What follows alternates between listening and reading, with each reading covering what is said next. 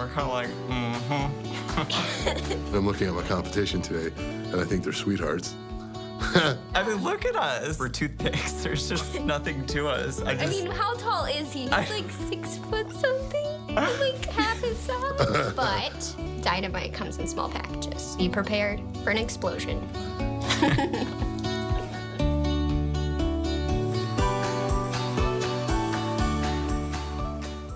BYU TV Sports has received national recognition from the College Sports Media Awards. Nominated in 4 categories, the BYU TV Sports team took home 2 awards, including Best Non-Game Live Production and, for a 3rd straight year, Outstanding Live Game Production. We're all in to BYU TV Sports. You're watching BYU TV on KBYU DT Provo, Salt Lake City.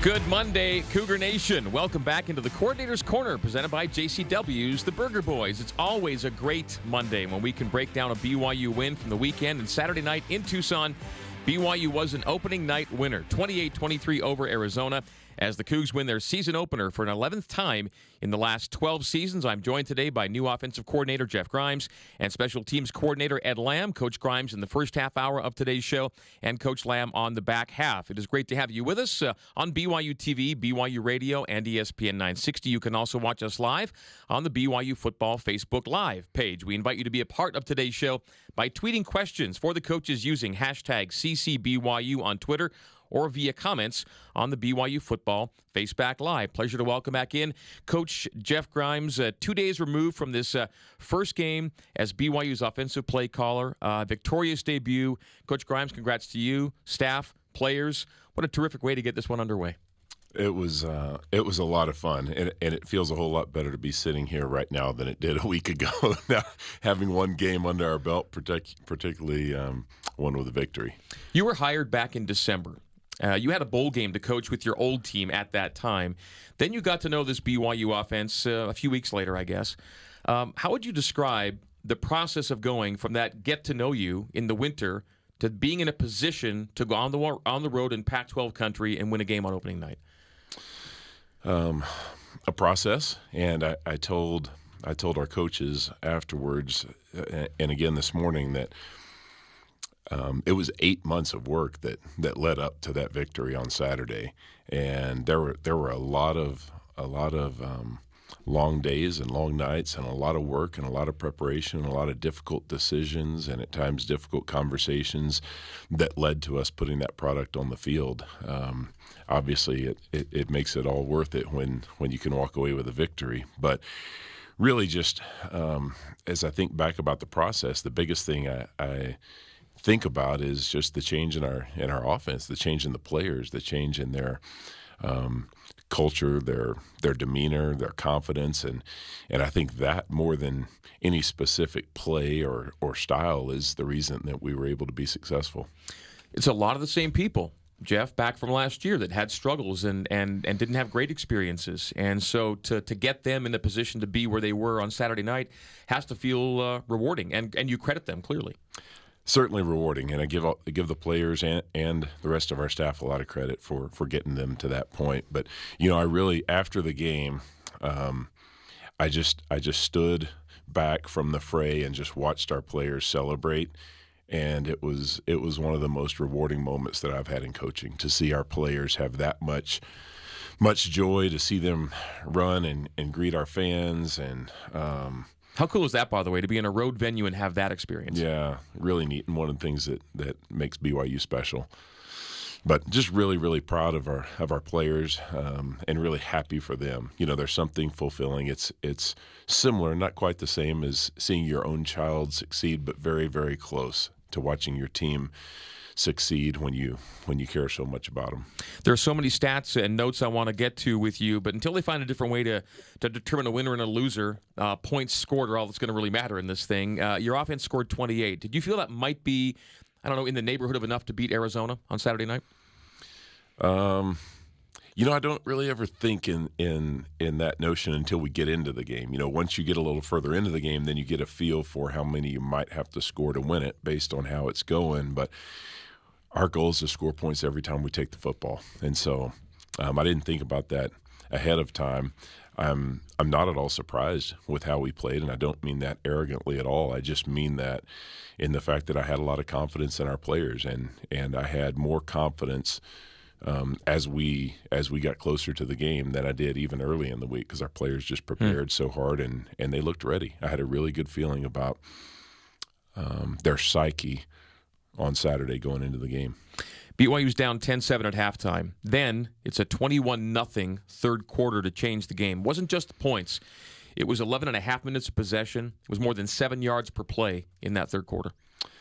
Yeah, and I think it was us settling down a little bit. We had 5 possessions in the first half. The first 2 we had miscues on that just kept us from moving the ball, and I think we were a little bit antsy. And once we settled in, we had that next scoring drive, and then we had another miscue that stopped us on another drive. But I think we really didn't do a whole lot different. We did have one series there where we really put the pedal down and went fast.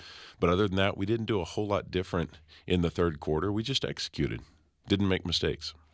Looking at everything from start to finish, key stats. First downs of possessions were really good. Play success rate for the game was very good. Negative plays were very low, very rare. I think it was under 3% negative plays. Turnovers non-existent. 1 3-and-out all night. Ran it for $183, balanced with 200-plus passing. There was a lot to like about the way you guys executed that first night game plan. Yeah, I think obviously number one, no turnovers. That's a big deal. I think we only had 1 negative play other than what was attributed by penalty. So we had one run where we lost 1 yard, where we were really just trying to eat up some clock at the end of the first half, which doesn't make it okay. No sacks. That was a really big deal. And so all of those things, more first games are lost than are won, and we didn't lose the game. That was first. However, what we have to work on to take the next step is removing some of those mistakes that were drive killers at times. We honestly, after looking at it as a staff, felt like we left at least 100 yards on the field and probably a couple more scores. And, of course, any team could say that, but we had 3 false starts, which is completely inexcusable. We had 1 illegal formation, which is, again, completely inexcusable. And then we had 1 holding penalty, which we don't want either, but is going to happen occasionally when a guy's playing hard. So those 5 penalties are the things that I'm most disappointed in, and certainly at the top of our priority list in terms of making corrections. 10 penalties on opening night, 5 offense, 5 defense. You kind of ran through the infractions you just saw. You talked about no sacks. And since it's the love of your life beyond your family, the offensive line, if you had to look at that group as a whole and say beyond the obvious thing, not letting Tanner get knocked around, what pleased you most? Their effort. It wasn't perfect. It was ugly at times, but they played hard and they played physical, and really, really proud of just the way that they came out. And even at times when it probably didn't show, I felt like they gave us an opportunity to run the football and throw it, and that's obviously where it starts. How many guys played in the offensive line? Mm-hmm. 5. Just the 5, right? I was trying to keep an eye, but I didn't see any platooning or substitution, and it really was the 5 start to finish. That's correct. Is that an unusual thing for you? No. If you can stay healthy, if your best 5 are your best 5, then you're going to keep those 5 in there. If you got a 6th or a 7th that's close, then you may do some rotation, and that could still happen as the year progresses. We'll just have to see how they develop. But you've gone all the way historically, and then that was what you did on Saturday night because they were playing the way you wanted them to. Yeah, that's right. It's a good thing. All right, break time on the Coordinator's Corner. When we come back, more from offensive coordinator Jeff Grimes on the Cougars' season-opening win at Arizona and how it happened.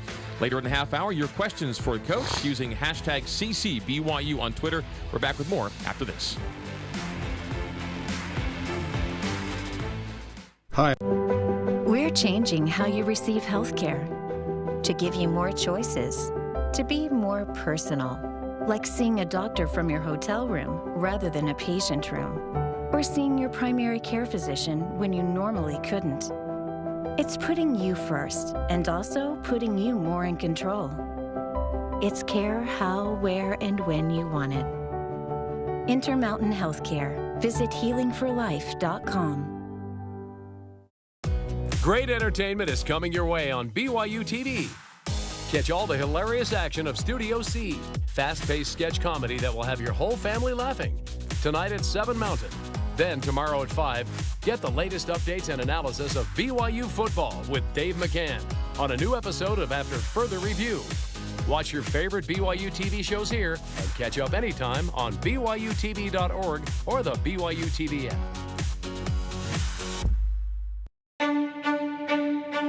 A foundling hospital. A vow of friendship. A ruthless matron. Do as we say! And a self-willed girl with plans of her own. Don't miss the next episode of Heady Feather, Sunday at 6 Mountain on BYU TV. Some say if you're looking for the soul of America, you'll find it right here in Memphis, Tennessee. But if Memphis is the soul of America, then what's the soul of Memphis? From the banks of the Mississippi to the neon lights of Beale Street, that soul's hiding somewhere, and I've got to put it all in one painting. Join me as we paint the town of Memphis, Tennessee. Don't miss Painting the Town tomorrow at 8:30 Mountain on BYU TV.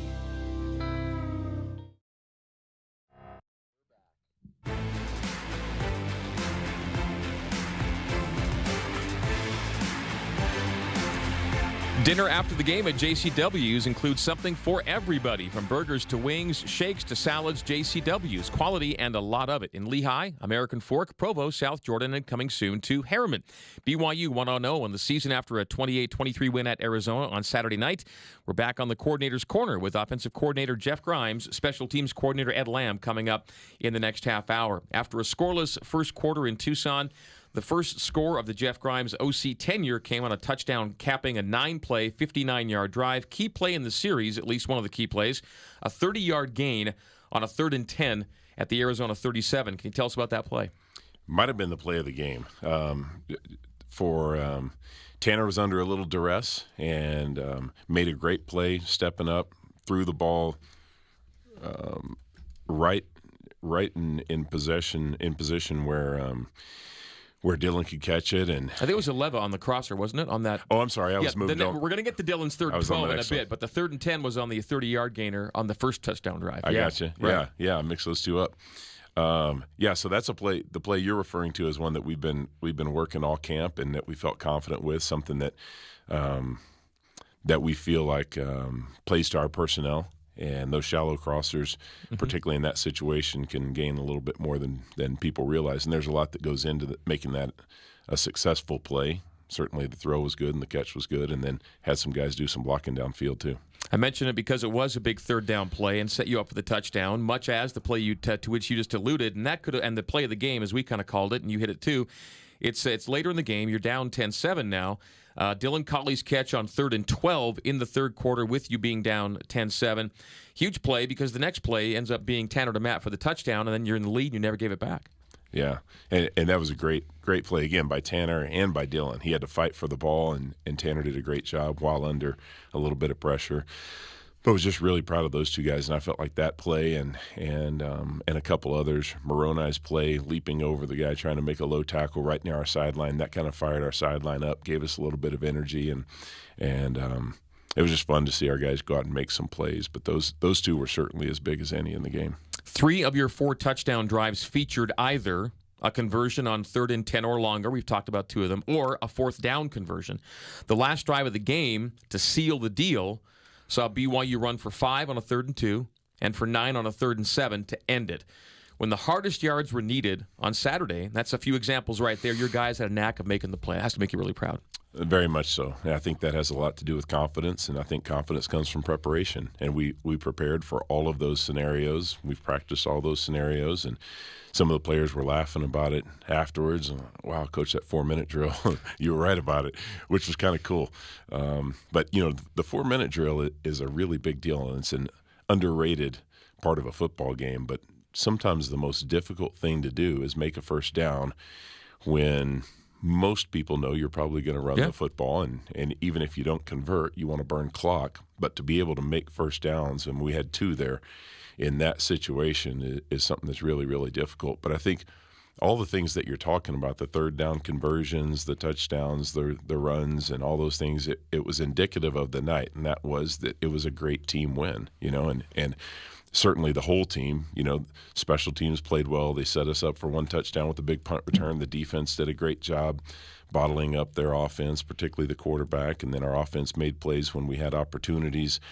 And on a smaller level, our offense won as a team. There were a lot of contributors, both as ball carriers, pass catchers, blockers. There were a lot of people who did a lot of things, and a lot of really good players who didn't necessarily get targeted much, but still had key roles in the victory. 11 targets on the night, reception-wise. 10 of them had catches, and of the 10, they were all between 1 and 3 catches, so very much spread around on the evening. As much as it was a team win, Squally, who helped close things out with those nice runs at the end of the game, had a big night. Just under 100 yards, 3 touchdowns on the night, and looked tremendous, I thought, for the first game out of the chutes. How did you feel? I felt really good about him, and there's been so much growth in him in the last 8 months. I've seen him come from a guy that I wasn't sure about initially, and I think he'd tell you that too.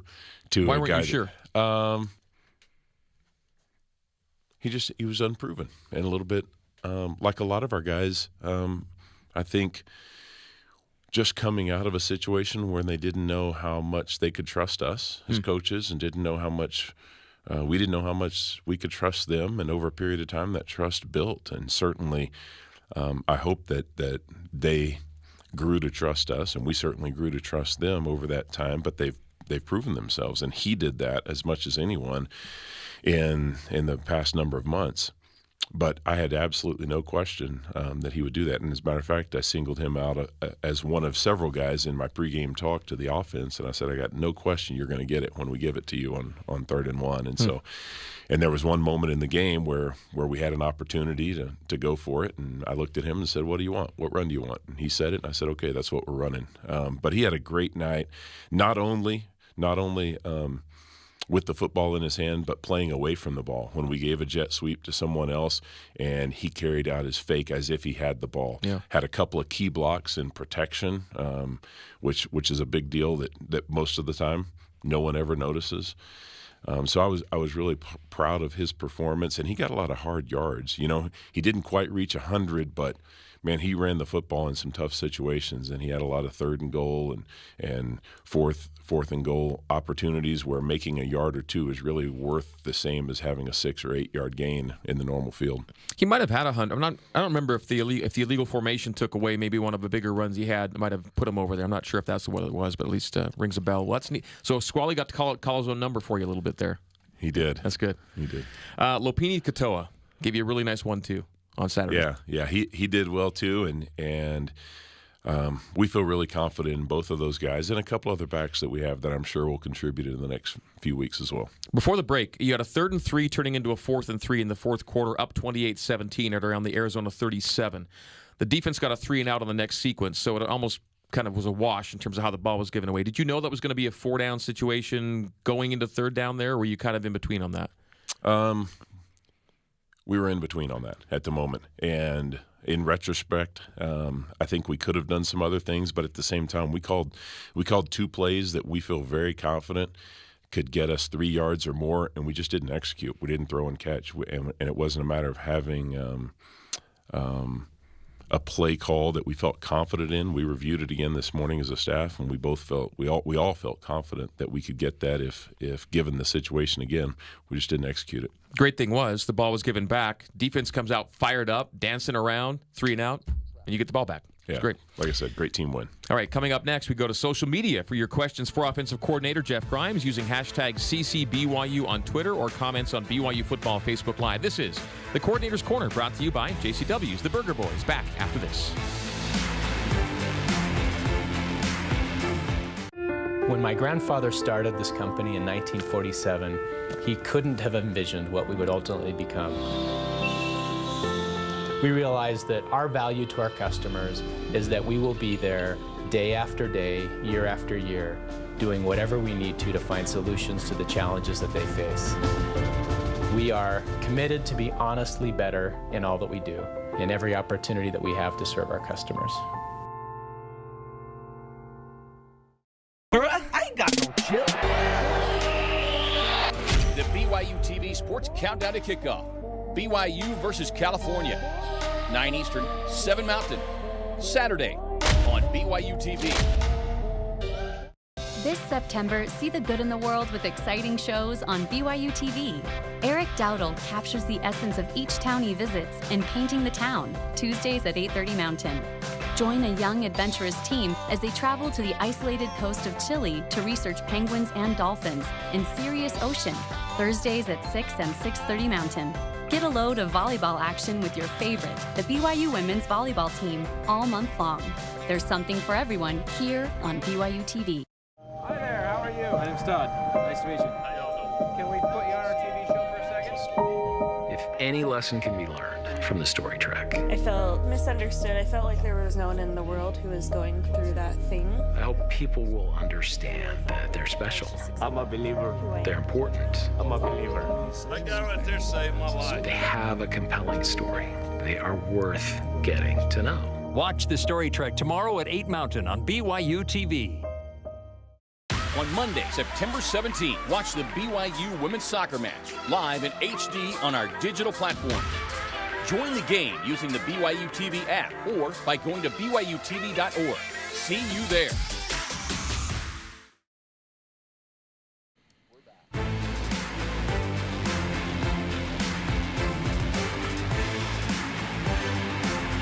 You are in the Coordinator's Corner, brought to you by JCW's The Burger Boys. BYU 28-23 over Arizona Saturday night to senior quarterback Tanner Mangum.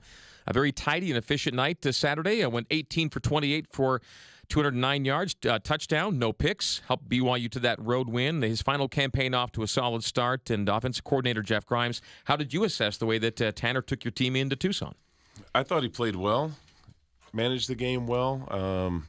And I thought he, like the rest of our team, played better as the game went on. I'm sure there are a couple of those throws early on that he'd like to have back, but he was under pressure a couple times too, and had a couple times where there were receivers that were open, and he kind of had to throw with somebody in his face. And then there were a couple other times where he probably just could have thrown it a little bit better. But all in all, a really good performance. Whether unused personnel or uncalled plays, there's a lot more to see from this BYU offense clearly. How eager are you for the process now of building a package and gaining even more depth and productivity as you move forward game to game, week to week?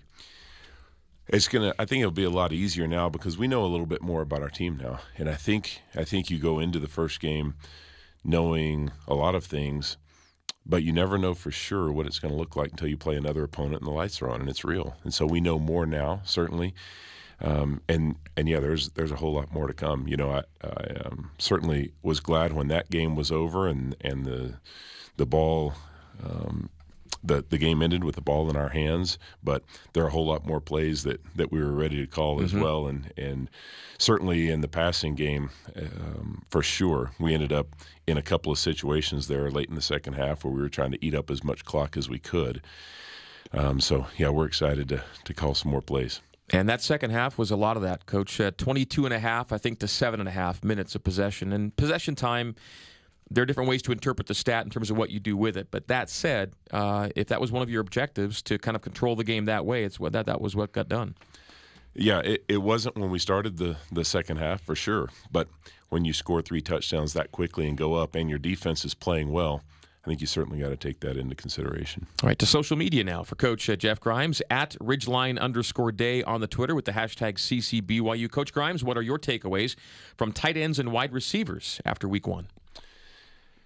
Well, just like I said leading into it, somebody asked me just before the game something about the fact that we had more than Matt Bushman listed as a starter at tight end. I think the game showed that, and Matt had a good game, but so did a lot of other tight ends. We played 5 tight ends, and they all filled a role, and each of them have a role, and each of those roles are a little bit different, but really pleased with the fact that we could play that many guys at that position and have each of them contribute in a major way.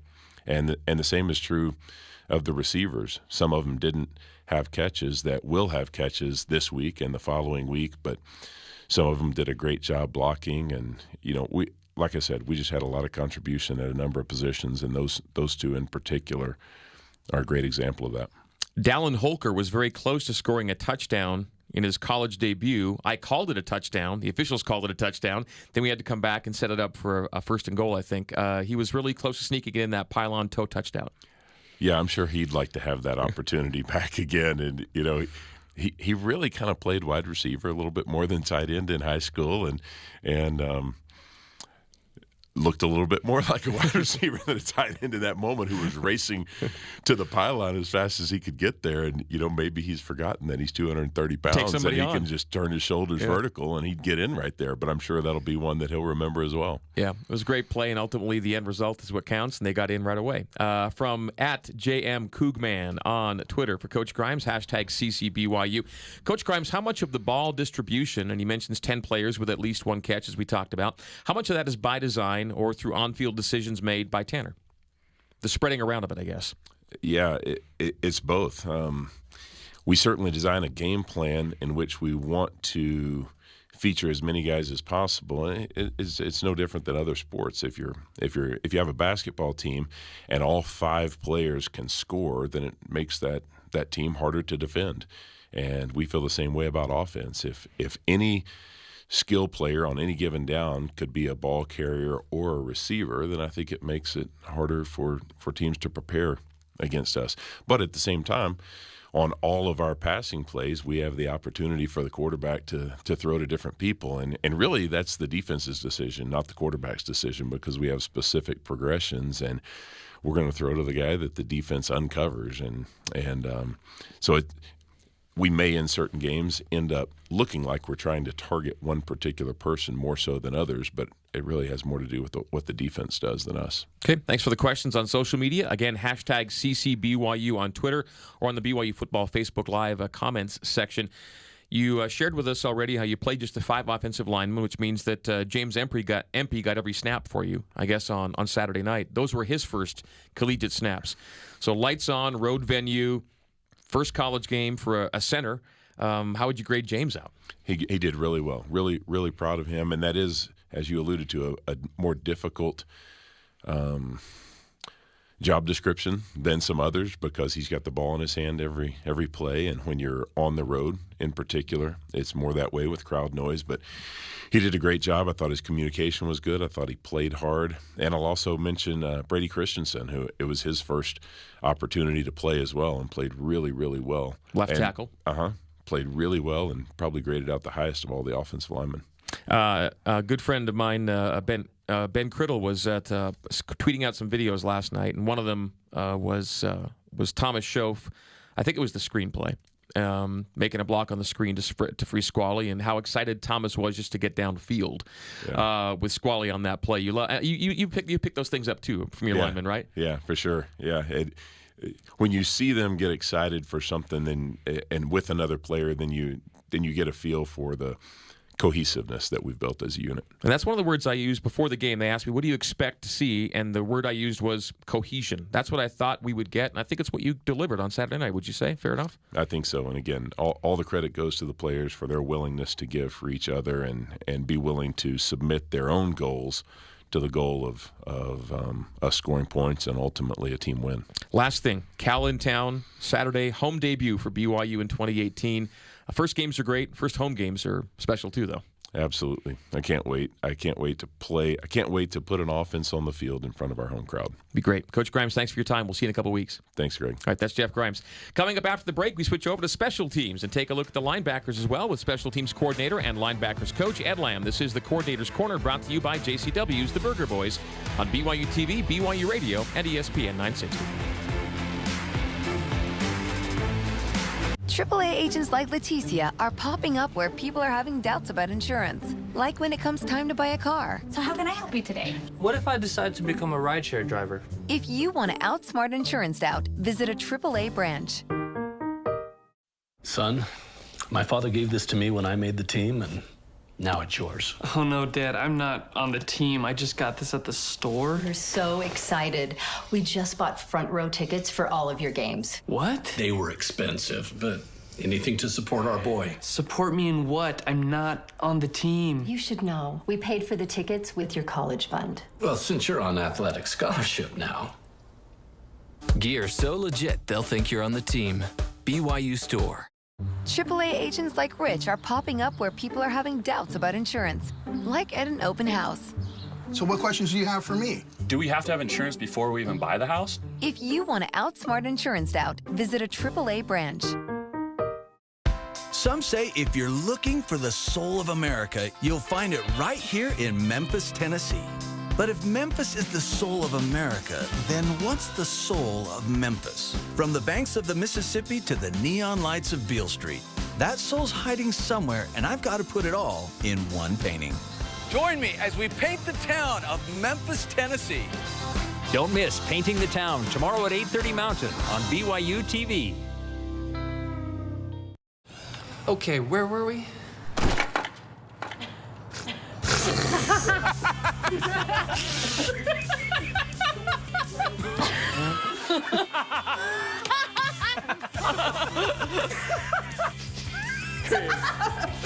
No! Who's laughing now?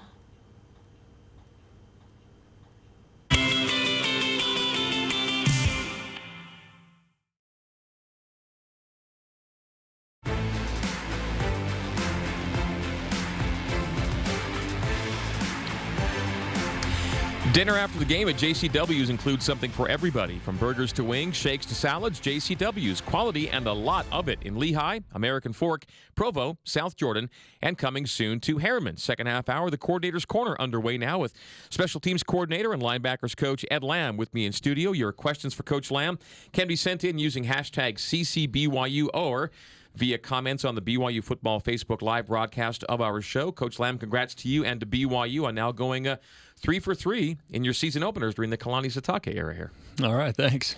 It's ideally a 12 or a 13-game season, of course, but in the overall scheme, how important was Game 1 at Arizona in terms of giving credence to maybe everything you've tried to build and develop and change over, say, 8 months or so? You know, the way it played out, I think it is really important for the future of the season and the ongoing season.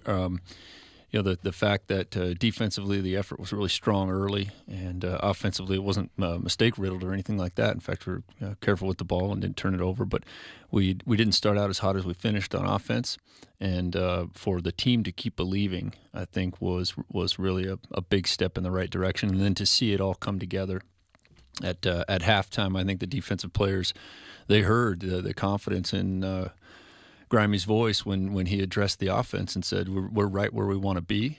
These short 3-yard runs are going to become 4 and 5 and 6-yard runs, and we're going to score. He said, we're going to score 3 or 4 touchdowns, and we're going to win this game going away. And so when that momentum started to build, you know, there was just such a team belief, and it was hard. We always know it's a great sideline atmosphere when it's hard to keep the defensive guys engaged in our adjustments between the series because they want to see what's going on so much with the offensive guys. And so it's just a fantastic atmosphere, and I think leads to a real team belief moving forward. That belief was evident as BYU got out to that 28-10 lead with that great third quarter. But sometimes it's okay to begin at the beginning, and we're going to go back Saturday night in Tucson Arizona got the ball to begin the game and put together the longest drive of the game, 14 plays, but no points. 42-yard field goal attempt is touched by, I think, two of your guys. Michael Shelton and Corbin Kaufusi had maybe both got a touch to it. Holding Arizona without points after 14 plays to open the game was huge, I thought. Yes, absolutely, and it was it was a tough drive on the guys mentally because there were two third down conversions and a third and medium and a third and long, and so to just hang in there throughout down the field, and then the coaches too, like, hey, we're where we want to be. We don't want to be a bend but don't break defense, but when a team puts together a drive, that is the must-have philosophy, is that you've got to continue to play the drive for any play that can happen down the stretch and finally get the break we needed. That break came in the form of getting some penetration with Kairos Tonga and Bracken El-Bakri, and then Corbin Kaufusi kind of pushed up through the middle of them and got his hand up. Mike Shelton put some great pressure on it. That's not an easy thing for a kicker when they see that color flash off the edge, and it was a great way to start the game. BYU went only 4 plays on its first offensive series, punted on its second series, but kept Arizona scoreless. We went the second quarter 0-0, but then BYU scores first. And in the Kalani Sitake era, scoring first has kind of been big. BYU's now 9-2 when they open up on top, and since 2005, BYU's 79-12 when they just take the first lead. That's an 87% win rate. So historically, front running has been a good place for this team to be, and it's been for you guys too. Yeah, I didn't realize that. We talk about. I think every staff talks about scoring first. I don't know that the national average for victory is that high. No, we're higher than normal. But it is one of the indicators and one of the goals that I think every team strives for. So, yeah, I was glad we got that result of scoring first and following up the victory. Now, the final defensive sequence of the first half did see Arizona convert a couple of third downs and a fourth down. They took a 10-7 lead to the locker room.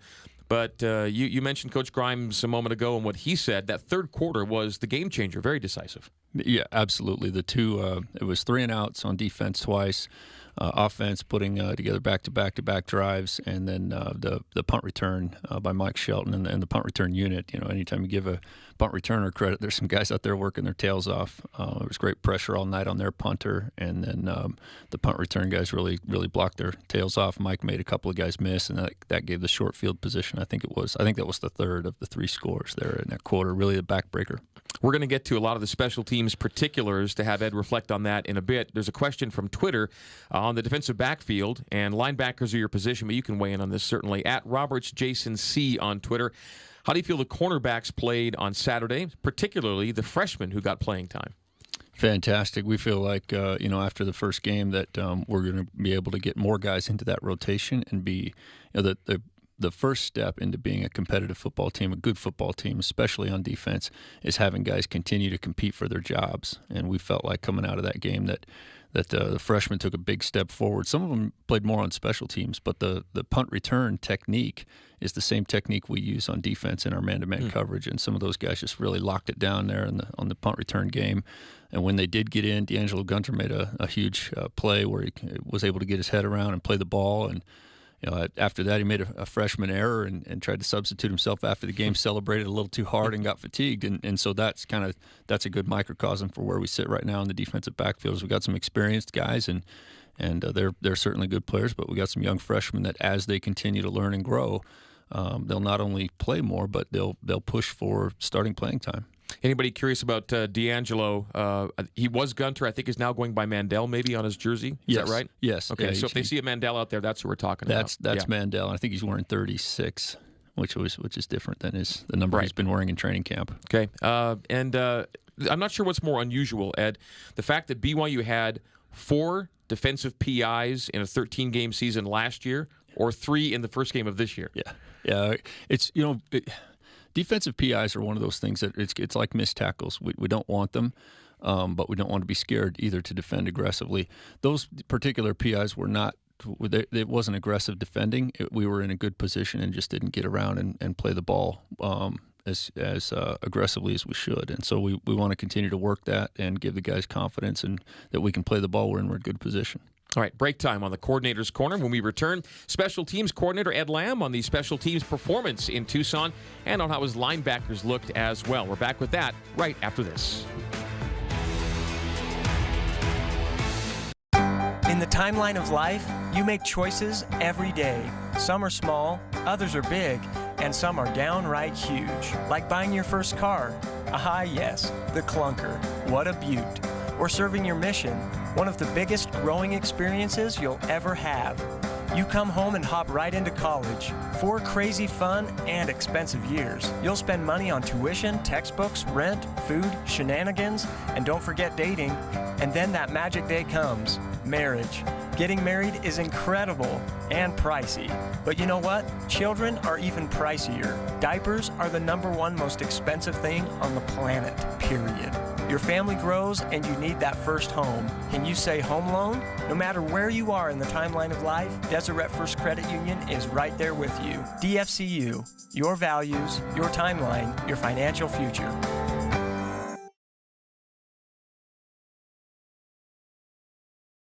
Tomorrow on BYU Football with Kalani Sitake, the coach recaps the Arizona game, previews the matchup with Cal, and answers your questions using the hashtag Sitake Show. Watch BYU Football with Kalani Sitake tomorrow at 8 Eastern on BYU TV. I ain't got no chill. The BYU TV Sports Postgame. BYU versus California. Saturday, after the game on BYU TV. Viewers can get involved by going to randomaxtv.com and nominating either people who need help in their lives or people who are a force of good in their community and just need a step up or something like that, or the recognition that they are a good person. Sometimes that's all you really need is that recognition that you're a good person. You're a good person. Sorry, I just wanted to give you that recognition. Don't miss Random Acts tomorrow at 7 Mountain on BYU TV. .com.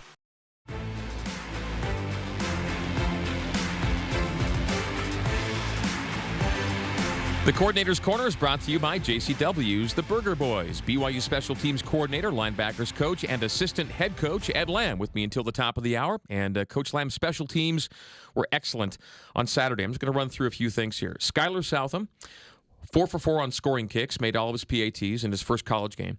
Rhett Almond and the punt team, 4 for 4 in punt efficiency. 1 deflected field goal, call it a block. No blocks allowed. Snaps all look good from my vantage point. 45 yards on 3 punt returns, including a 30-yard effort from Michael Shelton. 0 punt return yards allowed. A couple of touchbacks on kickoffs, and none of the 3 return kickoffs made it outside the 25. That's a great night on special teams. How'd you see it?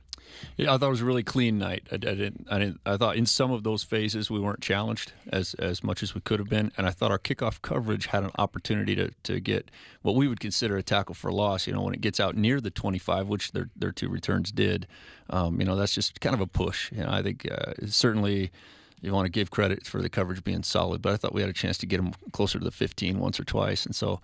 I'll challenge the guys to do that as we move forward in the season. We've been pretty good at that on the coverage in the past couple of years. Andrew put a couple through, and then a couple that were goal line-ish that came out. What did you have varying strategies, or have you settled on something you want him to do game in, game out? Well, early in the season, we don't have much of a scouting report on what a team is doing with their return. We've got some coverage guys that take a lot of pride in trying to read the returns and get +1, +2, +3 bodies over there into the designed area of the return. And so new special teams coordinator for Arizona and no previous game film. We wanted Andrew to put as much hang time on it as possible. We weren't afraid to cover any, but if it happened to drift into the end zone, then we called that acceptable. And in the past, sometimes we've challenged him to put it on the 5-yard line and not get it into the end zone and give the boys a chance to go down and cover. And this was just a little different. Might have had more to do with the early game, not as much of a scouting report. The new fair catch rule didn't come into play on Saturday. No one used it on the kickoffs, obviously. Yeah, no one used it, and I didn't see it used much around the country. And I thought that going into the game, it would be something that one of the idiosyncrasies of that rule is if it's muffed in any way, and the guy fair catches it, then you take it right there where it's muffed and recovered. So. Really don't like the usage of that rule unless the kick is just like it has been in the past. I think where it's going to save teams is if the ball is sky kicked to say the 20-yard line. In the past, you might tell your end, hey, look, don't sacrifice that 5-7 yards of field position. Okay.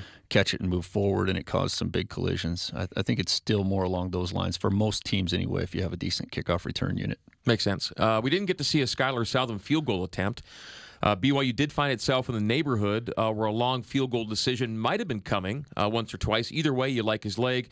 We'll get to see it at some point. And there were a couple times there was like, maybe. Yeah, we felt like we were in range, and the discussion was going on between Coach Shiitake and myself and the offensive staff as well about what we thought we could get. And then there's always just the kind of the risk reward, particularly on a long field goal. It's you have the chances or likelihood of making it go down a little bit, no matter how good the kicker is, but also the chances of getting one blocked or one returned can happen in that situation. And then what kind of lead is it giving us? We felt like a first down in that particular situation late in the game, a first down would have completely iced the game, and so it was a chance to win the game. What do you feel about his range right now? Like, what are you comfortable with, knowing what you know about him? Oh, I think he's definitely, when we talk range, I think he's 55 and maybe 55 plus. He's hit some of those in practice that still had yardage left. So, a game is always a new and different criteria, but I'm anxious to see that opportunity that is right, where it makes sense for the team. And, in hindsight, coaches are honest. I mean, we didn't get the first down. Right. And so in hindsight, if we would have made the 3 points, that would have been the right decision. So we'll take that into account. But once you're inside the 40, it becomes a discussion point now with this offense. I think so. Yeah. Right now we're targeting just inside that 40-yard line. The discussion occurs. Yeah. Okay. One of BYU's co-leading tacklers was linebacker Butch Pau'u on Saturday. Corbin was the other. They both had 7 solo stops officially. And he had a couple of hits that looked like, oh, that's Butch again. That reminded me of a guy a couple of years ago. Do you feel the same way? Oh, yeah. He tackled with his face up. And there's a lot of guys try to get big hits, and come in, take a chance, put their head down. It's against the rules of the game, and really it causes missed tackles. Butch comes in with his eyes open, his face up, a big smile, and can really turn, I call it turning the runner backwards. He did that a couple of times on Saturday night where their runner and our tackler, Butch, met in the hole, and their runner ended up turning his back to his own goal line. So Butch with 7 stops. Sione Takitaki, he was a handful. He had 4 solo tackles, a couple of PBUs. St. Anderson wasn't credited with a pass breakup, but I thought he was involved in one on the night. He did. Yeah, 3 of the top 5 tacklers then on the night were your starting linebackers. How did they kind of grade out for you? And again, Zane didn't get the PBU, but I thought he had one. I thought they were all involved at different times at really important moments for you. They were really active. Butch's physicality combined with Zane and Shone's speed. That, after the game, you always read some of the articles and stuff, and boy, the impression that their offensive coordinator for Arizona didn't try to run Khalil Tate is absurd, and somebody just needs to go back and watch the video. They ran more than 40 plays where he was designed to keep the ball, and every time you had Corbin standing there smiling at him, and then Zane or Shone, those guys can run too, and several of the times where he was able to kind of get an edge on Corbin, and against other teams had been able to turn that corner. Zane and Shone were, they're right there stride for stride with him. There'll be a lot of Pac-12 DCs looking at this game as something of a blueprint, in that no one really did to Khalil Tate what BYU did Saturday once he became a player last year. And that leads us to Khalil being the central focus of the game plan Saturday, and the plan appeared to be, like you just described, well executed. He had the least productive game of his starting career since he became the guy down in Tucson. Yeah, well, Corbin Kaufusi's a giant, and he can run, and he showed that on Saturday. And he was playing the spy. I mean, his job was to sacrifice some of his opportunity to rush the quarterback. He ended up getting a sack, which I'm really happy for, because he sacrificed what he trains for and what he is. A defensive end wants to rush the passer, and he didn't get to do that. He played the spy, and so he took the Khalil's running game lanes away just almost completely and thoroughly for the whole night. He played a fantastic game. It wasn't like Khalil Tate lost his athleticism over the offseason. He's still an excellent player, and he'll have great games, but you guys played him really well. Yeah, the boys went out and they're physically capable. And that's number one. I mean, it's not, the game plan only takes you so far. But then number two, they stuck with it. And at points during the game, I think Corbin was even, hey, can I get a chance to rush the passer? And like, hey, it's working how we designed it to work, buddy. Keep going. You are having a monster game right now. I asked Coach Grimes when he was on about how many linemen he ended up playing. I didn't see a lot of subs. I didn't see guys coming in and out. He played only the 5 offensive linemen. At linebacker, how many did you have in on Saturday? We played 5 linebackers. Rhett Sandlin and Adam Pulsifer both played several snaps there at the middle linebacker position. Felt really good about getting in Riggs Powell and Isaiah Kalfusi, and the way the game went, with the exception of the opening drive, they really didn't have a lot of long drives, and so those two guys stayed in. Okay. It is break time on the Coordinator's Corner. When we return, if you have a social media question for Coach Ed Lamb, you can fire it in using hashtag #CCBYU on Twitter. And we'll also look ahead to the home opener with Cal as we continue live on BYU TV, BYU Radio, and ESPN 960. Back after this. Call it a path. Or a way through. It can be arrow straight or have twists and turns. It's life's financial journey, and Mountain America Credit Union is here to guide you every step of the way. With timely advice and affordable products, this is your journey. Let's begin together. We're Mountain America, guiding you forward. A foundling hospital. A vow of friendship. A ruthless matron. Do as we say! And a self-willed girl with plans of her own. Don't miss the next episode of Heady Feather, Sunday at 6 Mountain on BYU TV. Hi there, how are you? My name's Todd. Nice to meet you. Can we put you on our TV show for a second? If any lesson can be learned from the story track, I felt misunderstood. I felt like there was no one in the world who was going through that thing. I hope people will understand that they're special. I'm a believer. They're important. I'm a believer. That guy right there saved my life. They have a compelling story. They are worth getting to know. Watch the story track tomorrow at 8 Mountain on BYU TV. Great entertainment is coming your way on BYU TV. Catch all the hilarious action of Studio C, fast-paced sketch comedy that will have your whole family laughing. Tonight at 7 Mountain. Then tomorrow at 5, get the latest updates and analysis of BYU football with Dave McCann on a new episode of After Further Review. Watch your favorite BYU TV shows here and catch up anytime on BYUtv.org or the BYU TV app.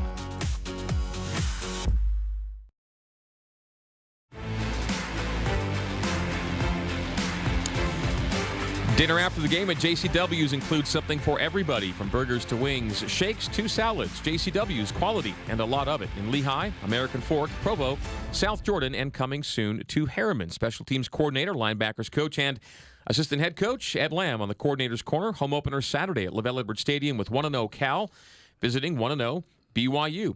Time for some social media questions for Coach Lamb from Twitter using hashtag #CCBYU.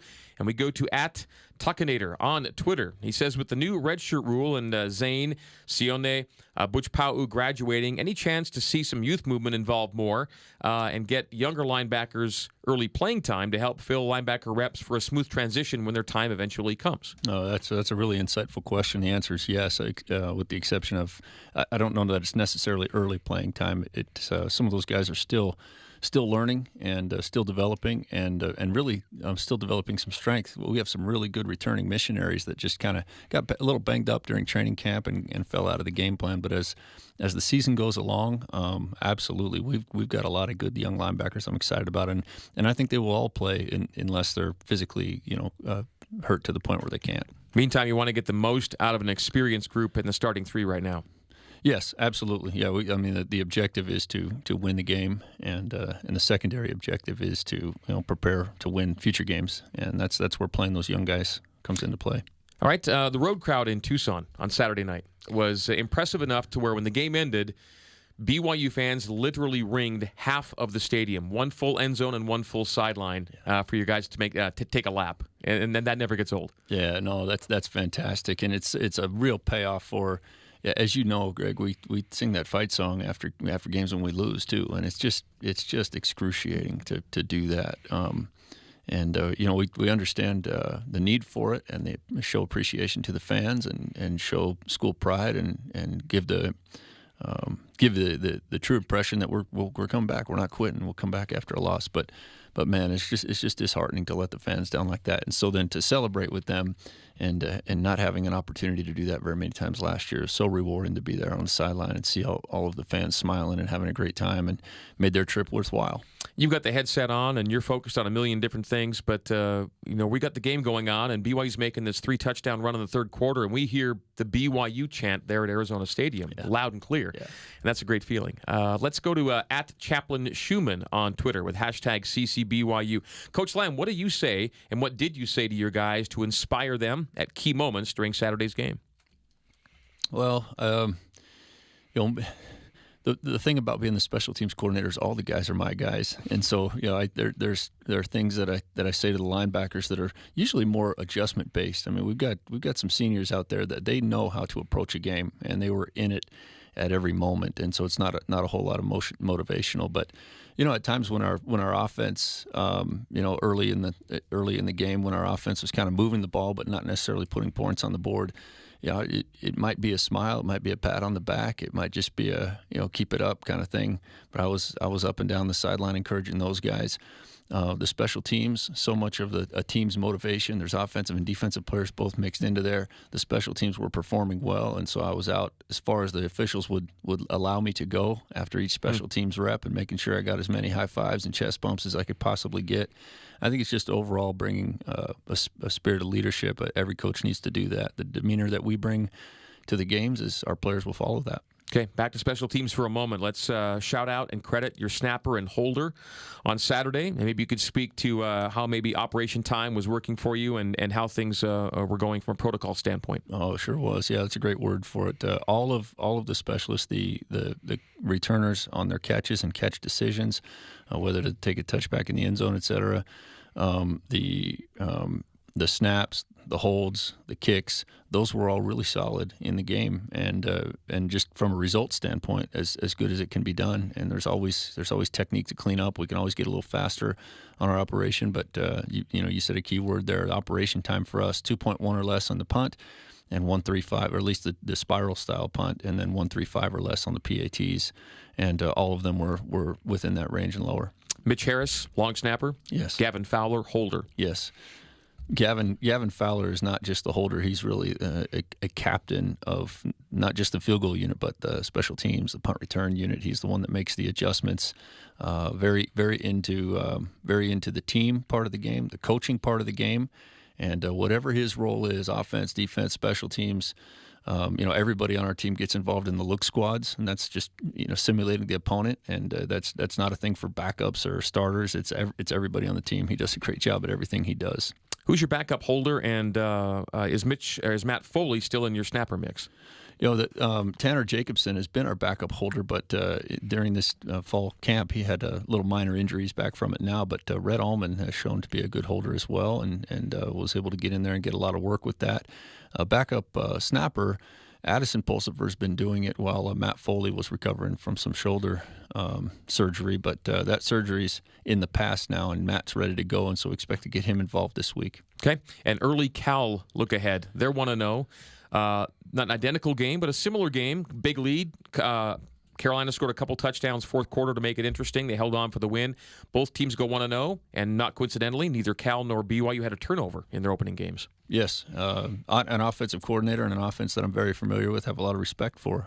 Coach, the offensive coordinator for them, Bo Baldwin, was the head coach at Eastern Washington during the whole time I was the head coach at Southern Utah. And so we've had some great battles over the years, and a ton of respect that I believe is mutual. I know I've got a ton of respect for the way he coaches the game, schematically and philosophically, the way he deals with his players. So, excited to play a great opponent who's got an undefeated record right now. There should be a lot of spirit out on the field. There's every right to want to celebrate and enjoy and take the reward of what happened on Saturday. It's one of 12 or 13 games now, and I'm sure the focus is let's not be content, let's get after it and win our home opener here on Saturday and keep that energy and enthusiasm and execution high.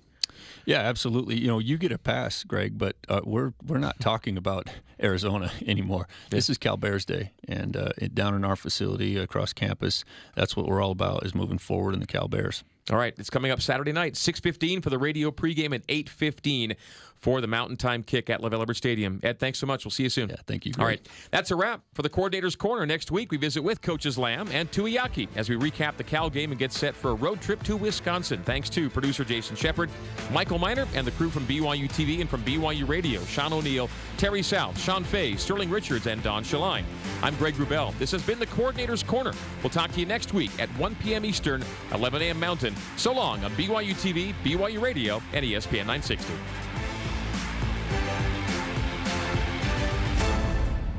How's Alaska? Basically. Okay, wait! Ah, get out! Let it go! Everything's right, including my father. Cold weather brings people together in a strange way. Place your feet on runners, keeping your weight centered, blah, blah, blah, blah, blah, all right.